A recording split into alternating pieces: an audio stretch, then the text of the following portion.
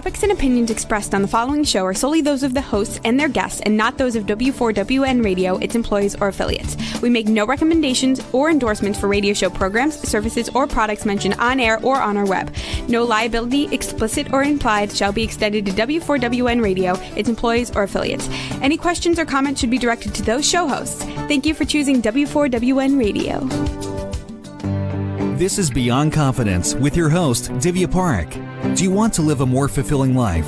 Do you want to live your legacy and achieve your personal, professional, and financial goals? Well, coming up on Divya Parekh's Beyond Confidence, you will hear real stories of leaders, entrepreneurs, and achievers who have stepped into discomfort, shattered their status quo, and are living the life they want. You will learn how relationships are the key to achieving your aspirations and financial goals. Moving your career or business forward does not have to happen at the expense of your personal or family life, or vice versa. Learn more at www.divyaparekh.com, and you can connect with Divya at contact@divyaparekh.com. This is Beyond Confidence, and now here's your host, Divya Parekh. Good morning. It's, of course, one of my favorite days of the week because I get to be with you. So, like we always talk about, I would like to share the kind of story for this week. So I'm going to give a huge shout out to one of our young listeners, actually, they're in their 20s. And thank you for sharing it, Sarah. So Sarah was out and about grocery shopping, and she saw a elderly couple, and it seemed like, they were having some tough time with the cart and all that, with loads of groceries and all that. And she just kind of stopped by and said that, oh yeah, this cart looks real, like something's not right in the wheel. Would you be okay if I just kind of took the string out from the wheels? And she didn't want to just kind of like startle them or alarm them. And they said, sure. And she pulled out that string, and lo and behold, they could push that cart back easily to their car. So tiny little thing. So think about it. It was probably like 2 minutes of her time, and yet she got all smiles, and the couple had a wonderful interaction with her. So as always, I'm going to ask you to set aside an hour of your time every month. And it can be done either 1 hour in one day, or it can be done throughout the month. Few minutes here, a few minutes there. So to those who have been spreading kindness, I want to cheer you on, rock on. And to each and everyone who has purchased our books, thank you for spreading the message and helping us help entrepreneurs across kiva.org. And now what I want to share with you is that it's super important that you not only get the books, but take the learnings and implement it in your life. Because remember, the only thing that stands between your intention and reality is your implementation.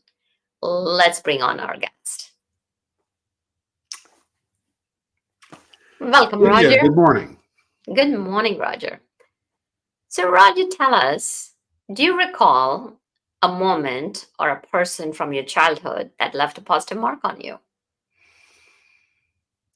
Yeah, I actually remember many of them.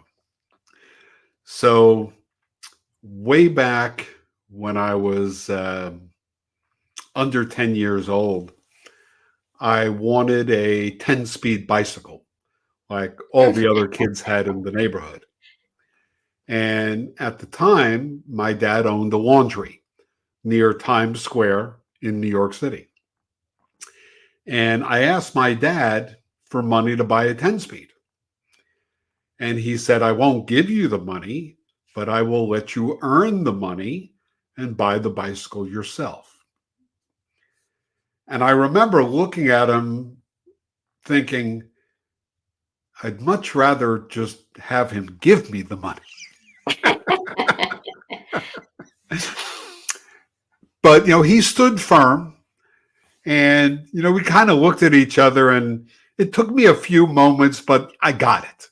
And Mm. over the next several months, I worked my butt off in his laundry during the summer, 110 degrees in the back of the shop. And I earned, I think it was about $115 to buy an Atala 10-speed bicycle with Shimano gears. I remember this to this day. And I was so proud of that bike and what my dad made me go through to get it and to enjoy the pride of ownership. And Mm. that lesson has never, ever left me. Wow. Yeah, there's something to be said about having that pride and just that fulfillment and that sense of joy when you accomplish and when you achieve something on your own. So Yes, that definitely says a lot. and if a spot of dirt got on the bike, Divya, I stopped everything I was doing. I got a rag and cleaned it off because it was my baby. Mm. So, like, it sounds like what you're saying is that because you had so much skin in the game, you valued it even Yes. more rather than if something I were think they given to call that sweat ownership. Yeah. And I did plenty of sweating. Of course, yeah. In a Yes. laundromat, like definitely. And I've always kind of cheered and wondered, like, how they do it. But it's just amazing how laundromat, or like, for that matter, like, the dry cleaning entrepreneurs, all of that, it's really hard labor. Yes, my And dad was a dry cleaning and laundry entrepreneur. He yeah. grew his business wonderfully during Mm, the 60s, 70s, 50s, 60s, 70s, and 80s. Yes. that's fantastic. So you had a role model right at home. I had a great role model, only at times I didn't appreciate it. Well, of course, here's the thing. Sometimes truth is a bitter pill to swallow. In the long run, it's helpful, but it can be hard at the time when it's being shared. So as you grew up, what were your interests? For some odd reason, and I see this among young people now, money interested me. Go figure. Okay. Because I saw all the things that money could buy, and I saw the reverse, that when you didn't have money, you couldn't buy all that stuff that you wanted. Hmm. So, I got it into my head that I wanted to have a measure of success and be able to afford what I wanted and to have autonomy and freedom to do what I wanted to do when I wanted to do it. So, I eventually entered Wall Street, as it were. And actually, Wall Street was just around, I guess, around 3.5 miles south of where I grew up. So it was just a short subway ride. But I started my career with E.F. Hutton, a name some older folks might remember. And I migrated from Wall Street and Broadway to Washington, D.C., where I lived for about 30 odd years. And through the years, I had stayed with the same company.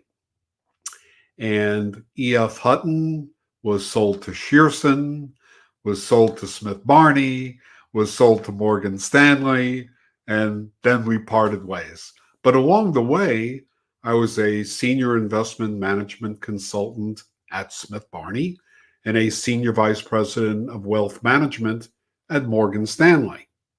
And then I eventually became a managing director at another organization. So I've always had this touch with money and what it can do. And I've seen the behaviors of many people and their money. And Divya, it is fascinating. It is absolutely fascinating because I've dealt with well over 1,000 clients, during the course of my 40-year career.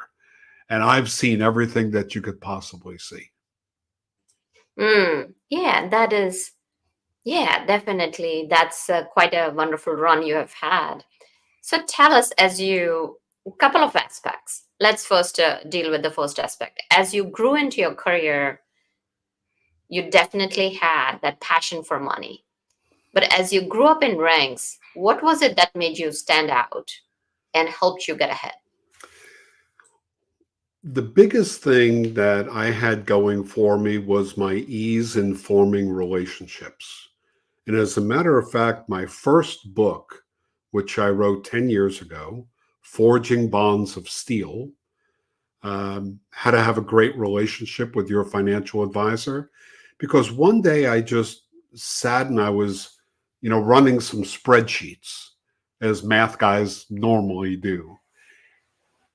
And it occurred to me that I had a huge amount of clients that I had had for many, many years. And as I was looking at the names, Divya, it occurred to me that I might not be the best investment person in the world.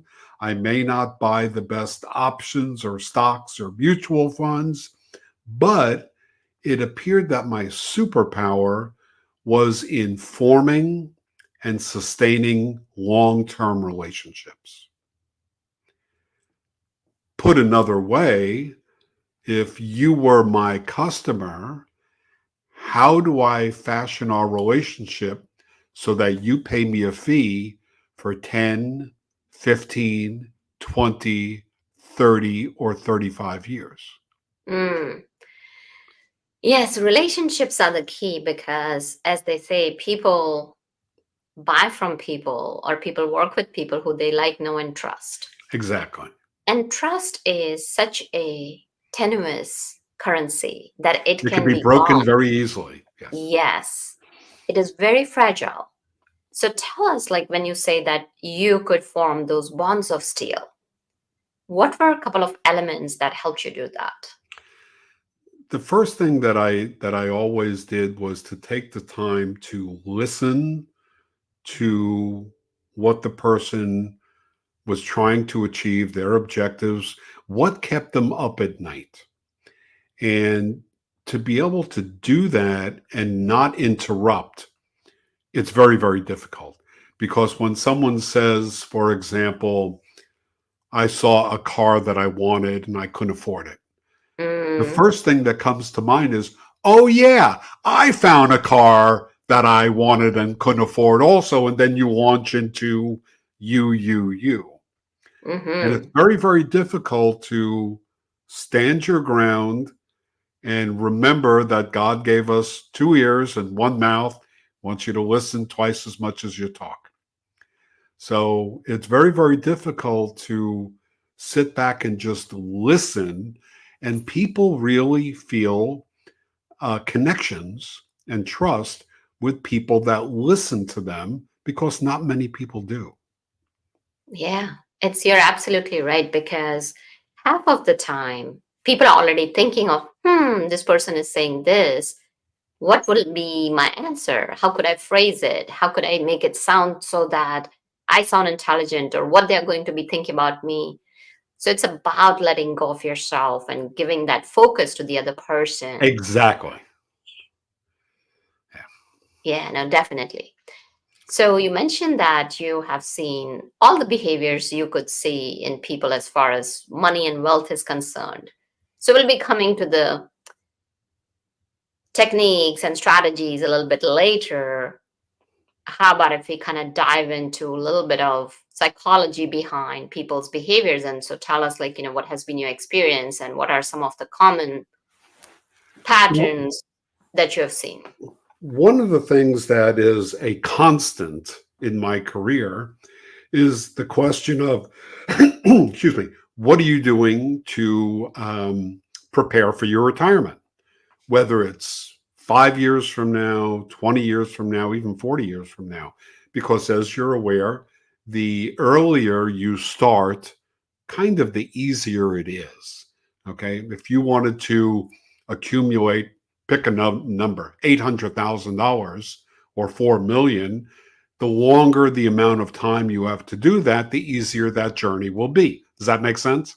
Oh, absolutely. Okay. Because when we are looking at that, then the compound interest and all of that Time and gets, yeah, compounding, exactly. absolutely. But a lot of it has to do with the decisions you make, the behavior you exhibit, and the willingness that you have to put off some things that you might want. So, for example, you might want to buy a Mercedes, but perhaps you should max out your 401k and an IRA contribution or some other investments so that you could see the long term and understand you have to give up some short term gratification. On the other side of it, I have seen, and this screws with my head when I see it, someone who says, "Oh, I'm not saving for retirement." And I say, "Do you not plan to retire?" He says, "No, I'm waiting for my parents to die." Divya, I Oh, just shake all over.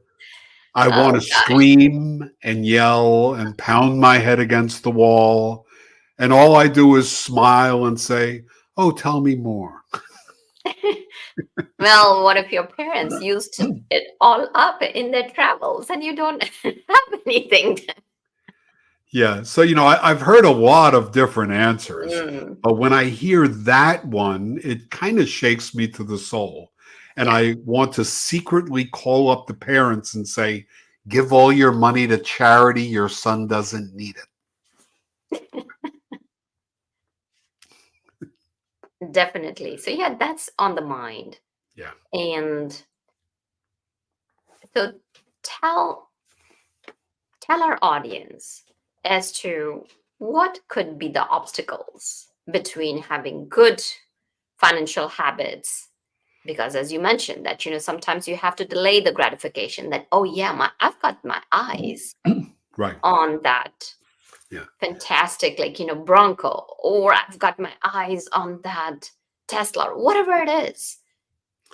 Yeah. And you know what, it's okay, I Well, will make sure that I continue with my this old car, maximize my 401k. So what stands between those two things? we all have wants and needs. So a want is that new Chevy Bronco, the granite countertops, the hot tub, the house with the swimming pool, the vacation in Tahiti, it goes on and on. The Tesla, it goes on and on. So the point is to figure out, what are the wants and what are the needs? A need is, how am I going to generate a synthetic paycheck when I can no longer work or no longer want to work, whenever that might be 60, 65, 70, 55, whatever the number is. And then you have to back into that, because if you say, well, I'm going to need $2.5 million that I could draw maybe 3% of each year, you have to figure out, how am I going to amass that couple of $1 million while I'm buying a Tesla, while I'm getting granite countertops, so on and so forth. So you have to prioritize your needs and your wants. Does that make sense? Absolutely. Okay. And also, it doesn't hurt. Actually, there is a study. So, coming from a science background, I think so. They had taken group of kids and they had done some marshmallow or cookie study. I don't remember the That exact sounds details of it. vaguely familiar. Yes. Yeah. And what they found was that the kids that delayed going for the immediate gratification were able to amass wealth in Yeah. comparison to the others who were like, Right. no, I need this right now. Yeah. So now that said, let's And say, I think about the kids that I grew up with.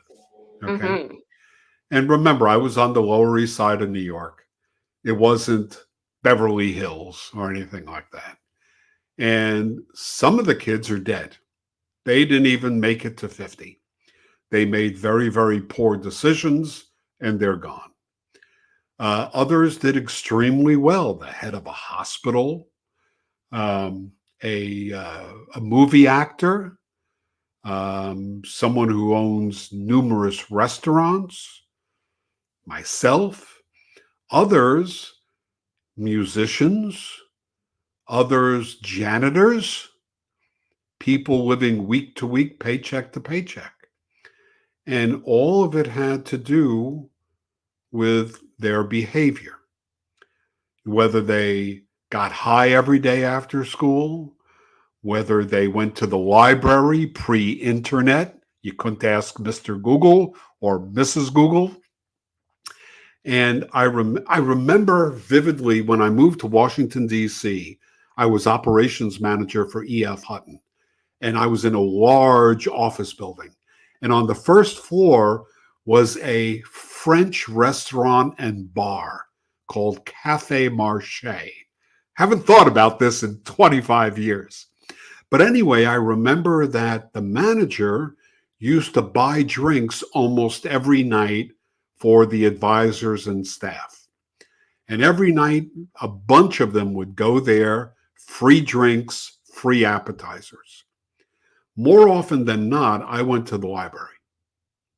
I just went to the bar maybe once or twice in 2 weeks. And I remember thinking to myself, I've read 20 odd books this year so far, and they've had 80 cocktails. And I thought to myself, who's exhibiting better behavior? Who is going to benefit more?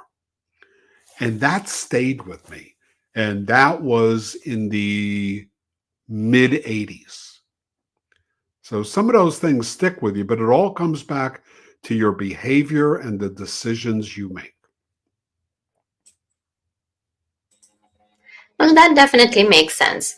So now let's say somebody's disciplined, and at so many times they may not have access, or they may not have as much to begin with, so that they can go to the financial advisor. So there are a lot of entrepreneurs and professional people, or it doesn't matter, for that matter, anyone.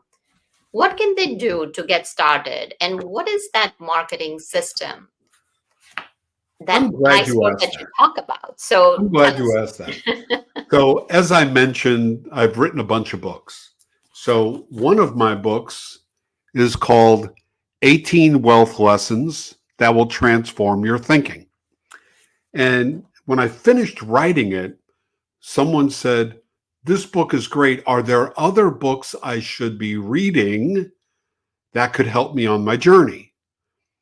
And I thought to myself, oh my gosh, I could rattle off 25 of them right off the bat. So I put them on paper.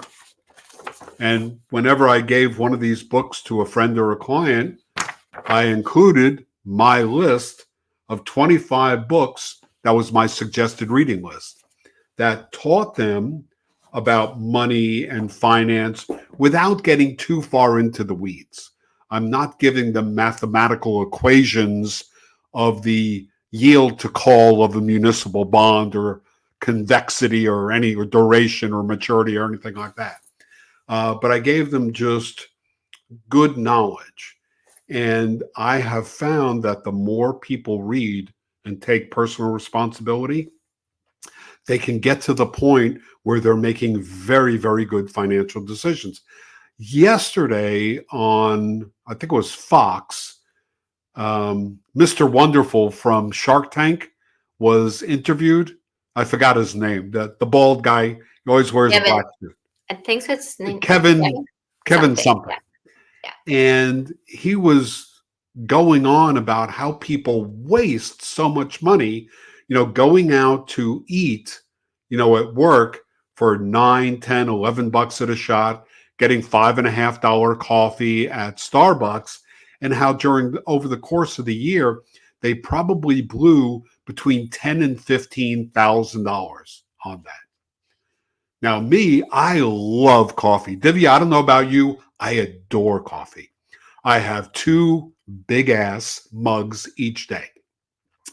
And I buy 5-pound bags from a coffee roaster place in Rockville, Maryland, that I've been buying for 35 years. And my Yorga coffee makes great coffee. And every day I make my coffee, and I think it cost around 47 cents a cup. And I love it. And, Mr. Wonderful was talking about the fact that he makes his coffee at home. Now, granted, he could buy a coffee roaster every day of the week, Yeah. the company. But the other thing he was saying is you can make yourself a sandwich, go to Safeway, get the bread, the lettuce, the meat, whatever. You can make yourself a sandwich for probably under $2.50. Okay. And that's making good decisions rather than going out and getting a cheeseburger and fries for $9.50 to $13 plus a tip. Okay. Hmm. So, there's a lot of things you can do, even if you're not making a lot of money. I remember reading an article about a UPS driver who died when he was around 80, and he left a fortune of millions and millions of dollars to a college. And everyone was saying, how the heck did he accumulate millions of dollars? He put it all in stocks, in mutual funds, and he left them alone. Mind you, this is not investment advice, but this is what he did. And no one knew that this very, very humble fella who drove a truck for 45 years had millions and millions of dollars. Yeah, no, definitely. So we've talked about that if you don't have much money to invest to begin with, you can create a lifestyle where you can still save the money. So, like, Yeah. okay, so now let's say you have certain money that you have. What are some of the best strategies? Well, I need to stay away from specific investment strategies Oh, absolutely. No, not simply specific. because It's the just general. regulatory framework would basically crash through my ceiling of my home, grab me, put me on a spaceship, and put me in SEC jail. Okay. So Absolutely. what people need to realize though is that time leaches out risk. Just like time makes the memories of a lost love softer. So for example, when I was in college, I met the love of my life. And then when we broke up, I was heartbroken.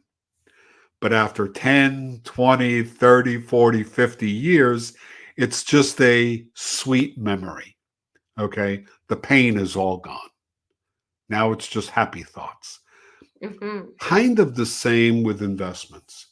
If you're thinking that you're 25 years old and you're going to retire at 65, although 65 is not the best time anymore because people are living longer and everything like that.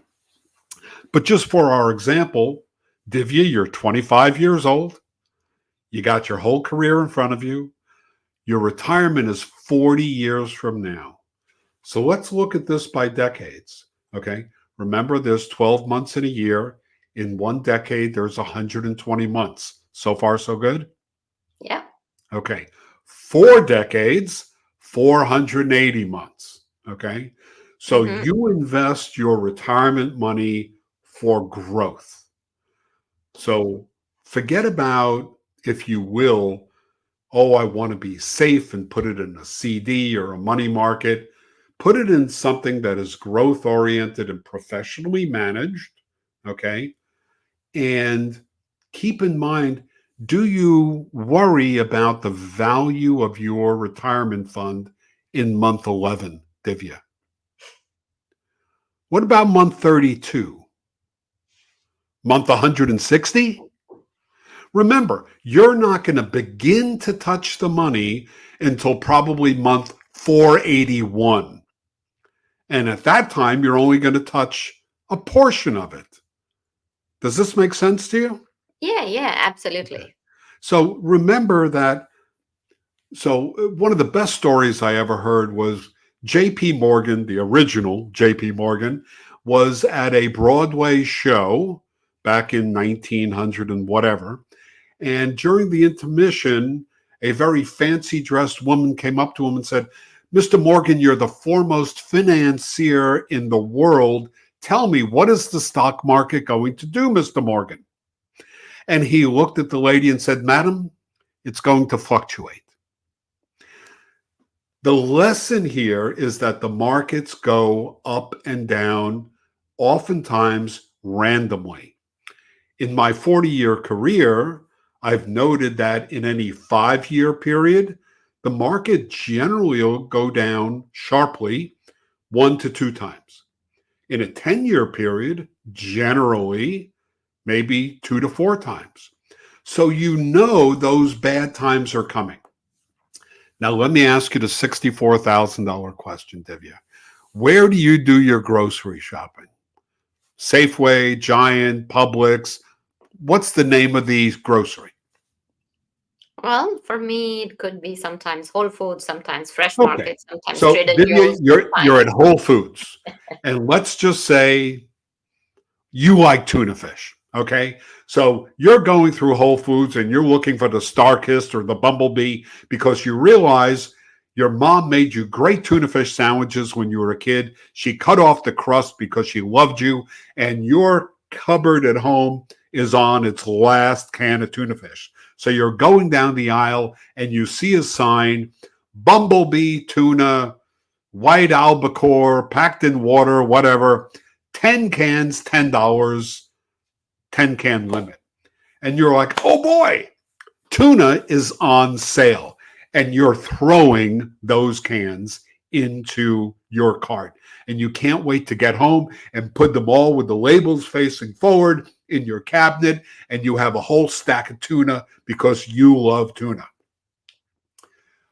What precipitated your behavior to stock up on the tuna? It was on sale. Ding, ding, ding, ding, ding. When the markets go on sale, everyone in the general public goes rushing for the doors, blood running from their eyes, scared out of their mind, wanting to sell everything they have and saying, oh my gosh, I'm losing money.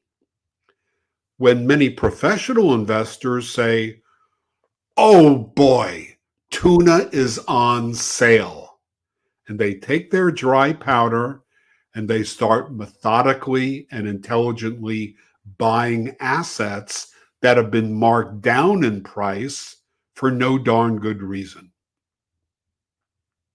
Yeah, no, that's a very sound advice. Now, so many times what happens is that like you think, okay, market is down. Let's get it. But then sometimes, how do you know that the market will not go down further? When is the That's a right? wonderful question. And I'm glad you asked it because I got an answer for you. All right. So I have never met anyone in my career who was able to accurately time the market twice in a row. I remember Elaine Garzarelli, an analyst at Shearson, I don't know, 35 years ago. She called the October 87 crash. And then, to the best of my knowledge, she was never right again. But what I remember is you can't call it right twice in a row. You may be able to call when to get out, but you could never, ever call when to get back in. So keeping that in mind, let's say you had $50,000 that you wanted to invest, quote, in the market, and I am not giving investment advice. What you might consider is the market has gone down. Ooh, it's a good time to buy. Should I put all 50 in now? Hold it. Think. Maybe I'll put in 10,000 a month for 5 months. I'm not going to try to get the bottom of the market because I know that's darn near impossible. Only liars are able to buy at the bottom. Everyone else cannot. So I would put it in tranches. 10,000 January, 10,000 February, 10,000 March. And that way, over time, you're probably going to get a happy medium. You could do this over a course of a year. You could do it every quarter, every 60 days. You could do it however you want. Just probably don't put it on all at one time unless you're okay with the fact of, oops, I should have waited. Right. Okay. And that's always going to be there because, as you Yes. mentioned, that Yes. nobody is going to be able to predict it No one. accurately. Because if they did, then I've been they doing it for 40 years. I haven't been able to do it once. right. Yeah. So many times, when people are getting ready to retire, let's say they're in their 50s. So then the question comes now, especially with new inflation and new numbers and all of the things that's going on, what's the right age to retire? And then when you retire, what's the right age to get your social security? You asked some very, very complicated questions. So, first of all, just to go backwards, the right age to get Social Security, I have seen certified financial planners say wait till age 70. I have seen certified financial planners say start at age 62, the earliest that you can get it, and everywhere in between. I know that a number of companies offer Social Security optimization reports, which many financial advisors provide to their clients for free, but there is no perfect answer. Okay. I ask my son Jason, what's the best number in the universe? And his number is always 17. Okay. Don't ask him why. He has no answer. Okay.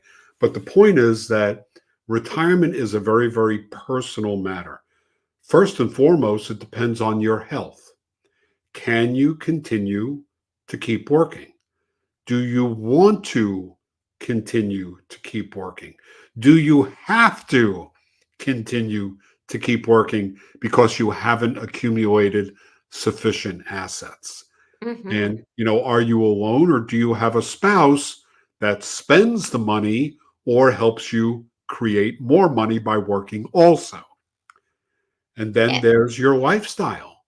Do you have kids that need money, that need college education or trade schools? Do you like fancy vacations? Or is an RV at the Grand Canyon good enough for you? So there are just so many variables to pin down. Okay. And some of those variables you could find in my book called The Mindset of Retirement Success. I go over a lot of them. And yes, the last bookstore on the planet I know is Amazon. All my books are available on Amazon. But the point is that there's a lot of questions you have to ask yourself. And Divya, what is good for your neighbor is not necessarily good for you. And the reason I say that, I remember dealing with a doctor out in the Midwest a long time ago, probably in the 90s. And she gave me her 401k to review. And as I reviewed it, I said, how on earth did you come up with this asset allocation? How much in stocks and bonds and cash, etc.? And she's like, well, I asked one of the other doctors and he told me what he did. Well, she was 32 and he was 67. And I'm thinking to myself, she's a scientist. She's a doctor, a medical doctor. She's very, very smart. But in what I know, she hasn't a clue. And she just kind of looked at what the other kid was doing and cheated off of his test in junior high school. What did you put down for number 41? C. Okay, I'm going to do that too. That's exactly what she did. And it was totally, totally wrong. And it had been like that for years. She left a lot of money on the table. She didn't even know it. Mm. And it again kind of goes back to the point that you have been making is that it's not a one size t-shirt that fits all. You have to look at your variables, you have to look at your lifestyle, you have to look at And your there are life so many goals. variables. Yes. So many different things to take a look at it. Now, since you brought up 401k, a lot of financial advisors will say that start taking out the money, a little bit of money every year so you're not paying lump sum taxes or something like that. So, do you have any general strategy around that? Again, it all depends on someone's personal situation. Mm, Some people, after they are retired, look to take money out of the 401k or IRAs as a bridge so that they don't have to access Social Security yet and let Social Security accumulate another 8% per year until age 70 and then take the max out of that. That is a wonderful strategy for some people, but not for others. Now, you brought up the idea of taxes. Divya, you got to remember that the taxes on average throughout history are changed every 2.5 years. Now, the Trump tax cuts sunset in 2025. What is going to happen at that time with Congress and our new president?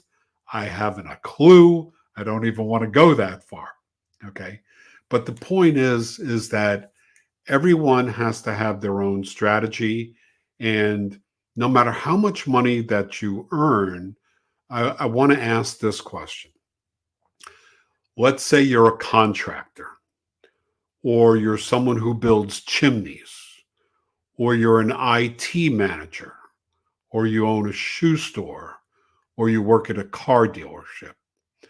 What in your experience qualifies you to create a wonderful retirement strategy for yourself? More often than not, the answer is nothing.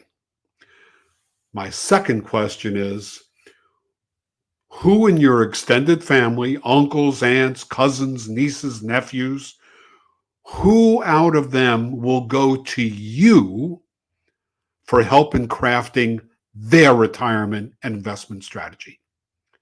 Now, if you're not a financial advisor or a CPA or a hedge fund manager or a mutual fund manager, the answer is probably not a single one of my family would ask me to craft their retirement plan.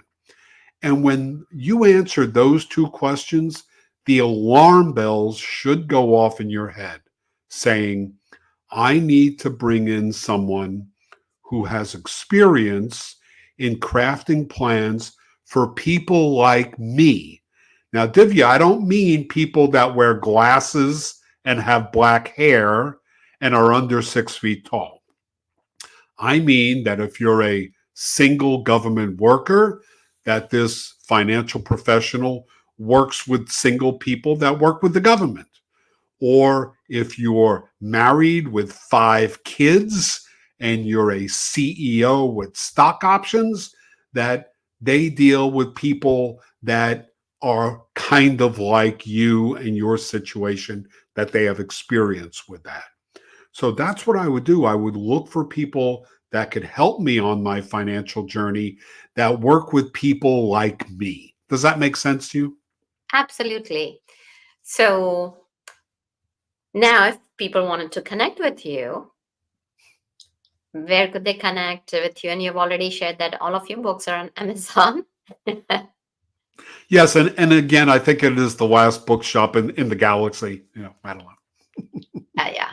But I do have a website. It's called eocritic.com, but it mainly focuses on my latest book, which is Erasing America, Broken Politics, Broken Country, and everything that's going on in this country. It is not a financial help book like my other books. Because, one day I just looked around, Divya, and I said to myself, I can't believe all the nonsense that's going on right now politically. And I read last week that the California legislature voted in favor of giving illegal aliens up to $150,000 of mortgage assistance to buy a home. And I thought to myself, they're not even giving that assistance to veterans who have put their lives on the line for America, and they're giving it to people who are guilty of a felony when they cross the border uninvited. And I see things like this, and I said to myself, I have to write about it. Mm-hmm. And I continue to write about it to this day. On my website, eocritic.com, I have a free sign up for a twice a month update where I write around 2,500 to 3,000 words on everything that I see going on that I want to rant about. So you might enjoy that. Well, thank you for sharing. And dear listeners, like we always tell you, reach out to us, let us know how we can support you. And remember, the key is that there's no one size t-shirt that fits all. And similarly, making decisions, we give out information here. Your job is to take a look at it with the knowledge or whatever guidance or whatever you're seeing it over here, and then sitting down and seeing how it applies to you. Because at the end of the day, you know you the best and you are the one who makes all the choices. So remember that. And it's all about what works for you. And of course, let us know. And thank you for being part of our family. And thank you, Juan, for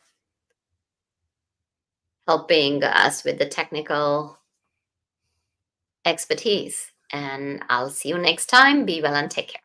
Divya, thank you for a great show. Thank you for being part of Beyond Confidence with your host, Divya Parekh. We hope you have learned more about how to start living the life you want. Each week on Beyond Confidence, you hear stories of real people who have experienced growth by overcoming their fears and building meaningful relationships. During Beyond Confidence, Divya Parekh shares what happened to her when she stepped out of her comfort zone to work directly with people across the globe. She not only coaches people how to form heart connections, but also transform relationships to mutually beneficial partnerships as they strive to live the life they want. If you are ready to live the life you want and leverage your strengths, learn more at www.divyaparekh.com. And you can connect with Divya at contact@divyaparekh.com. We look forward to you joining us next week.